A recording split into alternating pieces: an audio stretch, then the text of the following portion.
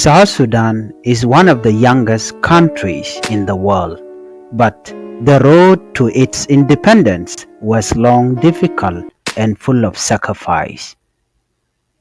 This documentary explains the history of the SPLA and the SPLM, the Sudan People Liberation Army and the Sudan People Liberation Movement.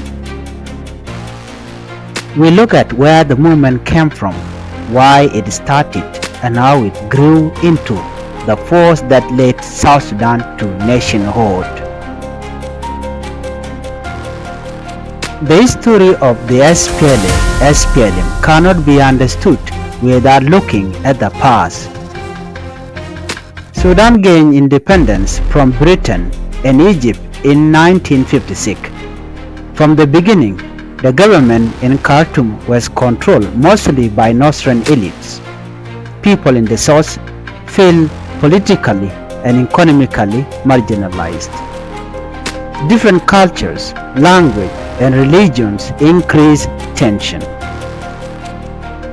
These problems led to the first civil war in 1955, known as the Anyanya Rebellion.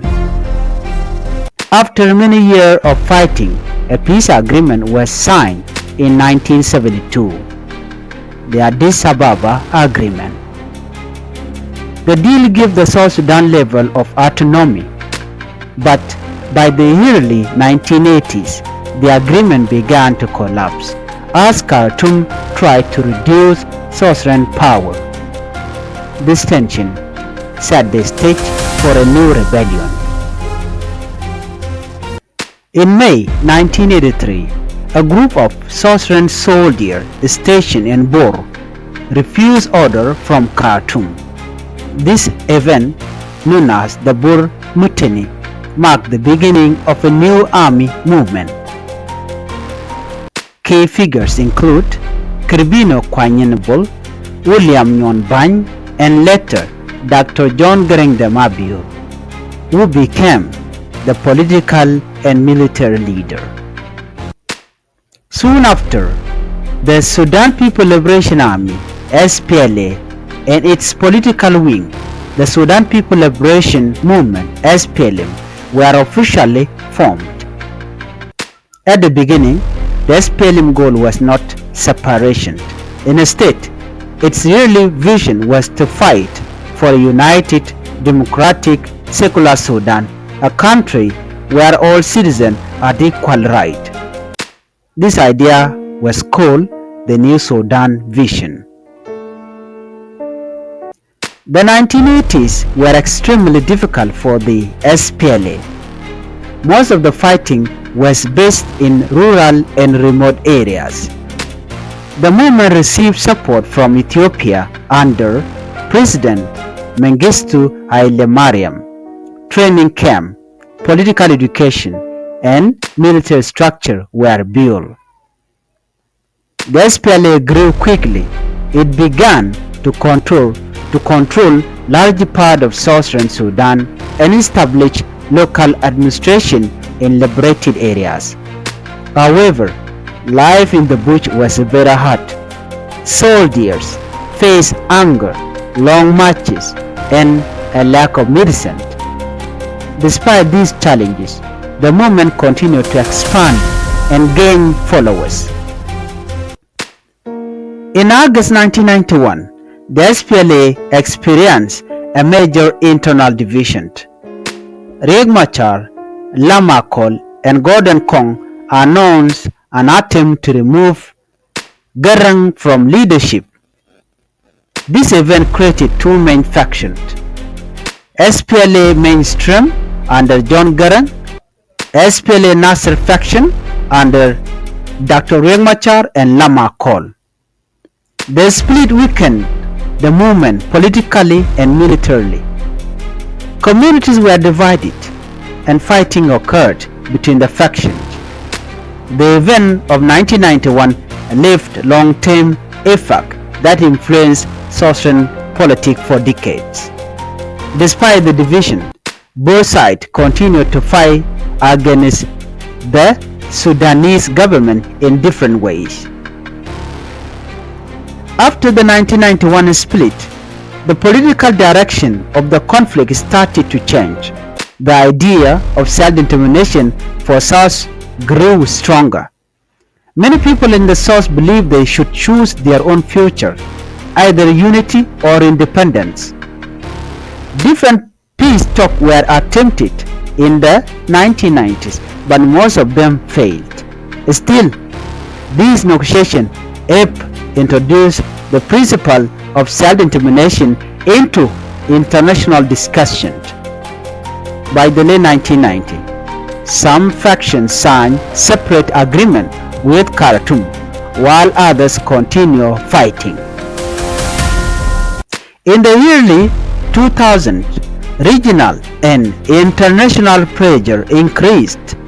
Talks were organized under the Intergovernmental Authority on Development, IGAD. Year of negotiation finally produced the Comprehensive Peace Agreement, the CPA, signed in January 2005. The CPA included a permanent ceasefire, power sharing between North and South, wealth sharing, especially oil, a 6-year interim period, and most importantly, a referendum for South Sudan independence. This agreement ended Africa's longest civil war. The SPLM became the governing authority in the South and took part in the national government in Khartoum. Only months after the CPA was signed, tragedy struck. On July 30, 2005, Dr. John Garang died in a helicopter crash. His death shocked both the South and the North. Salva Kiir Mayardit, who had been the SPLA chief of staff, became the new chairman of the SPLM and first vice president of Sudan. The movement continued its transition toward political leadership.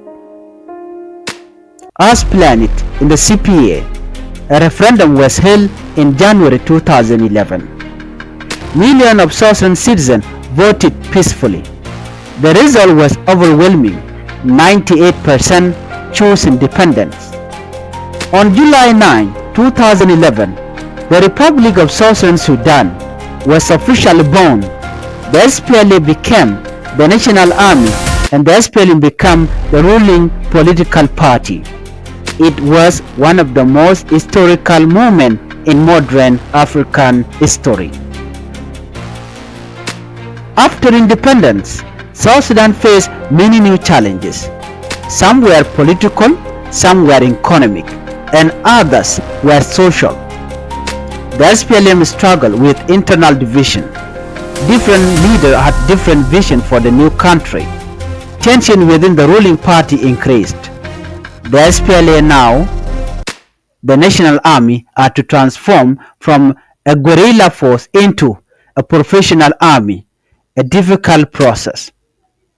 Disagreement eventually led to conflict in 2013 and later again in 2016. These events were separate from the liberation story, but they show that building a nation is complicated and require unity, institution, and time.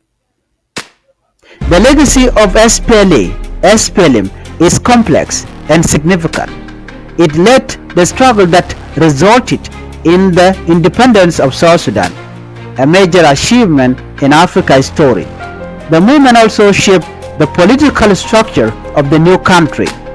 Today, different SPLM factions exist, each with its own direction, but the original story, the fight for right, identity, and freedom remain an important part of the nation's story.